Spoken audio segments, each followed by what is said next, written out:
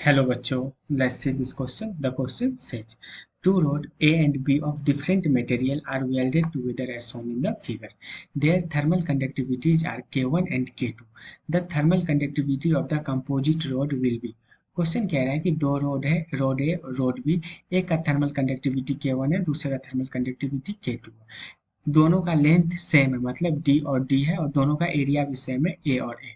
उसके बाद कह रहा है दोनों रोड को आपस में कनेक्ट कर दिया गया, तो दोनों को जो रोड को जोड़ेंगे तो जो कंपोजिट रोड आएगा उसका थर्मल कंडक्टिविटी क्या आएगा। अब देखो, ये दो रोड जो है ए और बी दोनों आपस में पैरेलल कनेक्ट है। तो पहले इसका की कॉन्सेप्ट समझते हैं। की कॉन्सेप्ट इसका होगा, की कॉन्सेप्ट, तो की कॉन्सेप्ट होगा दोनों रोड जो पैरेलल आएगा, तो इसलिए दोनों का जो रेजिस्टेंस आएगा वो 1/रेसिप्रोकल के सम में आएगा। तो की कॉन्सेप्ट आएगा, देखो, since both road both road are connected in parallel,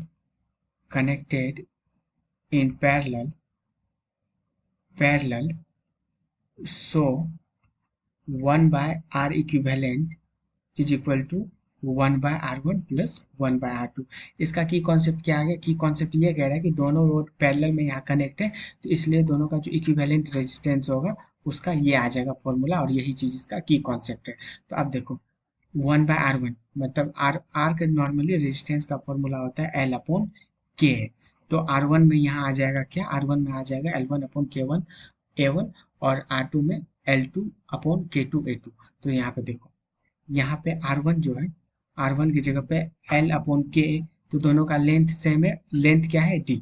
K1 का K है, उसके बाद एरिया क्या है? एरिया A है।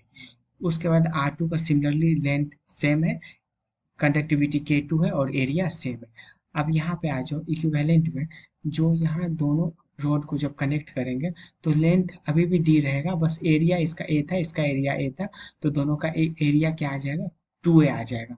तो देखो चेंज कहाँ आएगा? लेंथ सेम रहेगा डी के बराबर, लेकिन एरिया जो है वो आ जाएगा 2a इंटू के इक्विवेलेंट। तो ये देखो डी डी डी कट गया, ए और ए कट गया, तो यहाँ से के इक्विवेलेंट क्या आ गया? यहाँ से के इक्विवेलेंट आ गया K1 प्लस K2 अपॉन ये वाला 2 इसके डिनोमिनेटर में दे। तो यहाँ से जो के इक्विवेलेंट निकल के आया, जो कि क्वेश्चन में पूछा गया था, वो आ गया K1 प्लस K2 अपॉन 2। मतलब option number A is the right answer. Hope you understood it well. Best of luck.